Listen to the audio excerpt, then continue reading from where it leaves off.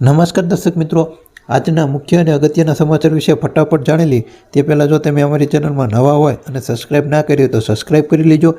સમાચાર વિશે વાત કરીએ તો ભાવનગરમાં રખડતા ઢોરના કારણે વધુ એક યુવકનું મૃત્યુ નીપજ્યું છે। દિવાળીની ખરીદી કરી પરત ફરી રહેલા યુવકને આખલાએ અડફેટમાં લેતા મોત નીપજ્યું છે। તહેવારના દિવસે જ યુવકનું મોત થતાં ખુશી માતમમાં ફેરવાઈ ગઈ છે। હાઈકોર્ટના ચુકાદા બાદ પણ હજી રખડતા ઢોરનો નિદાન નથી થયું। વડોદરા જિલ્લા ચૂંટણી અધિકારી દ્વારા એક જાહેરનામું બહાર પાડવામાં આવ્યું છે, જે મુજબ ચૂંટણી પ્રચાર માટે ઉપયોગમાં લેવાતા તમામ વાહનોની નોંધણી ફરજિયાત કરાવવાની રહેશે। સાથે જ પ્રચાર માટે ફોર વ્હીલમાં ફક્ત 5 વ્યક્તિ બેસી શકશે અને જો આથી વધુ વ્યક્તિ હશે તો તેમની સામે તેમનું વાહન જપ્ત કરવામાં આવશે।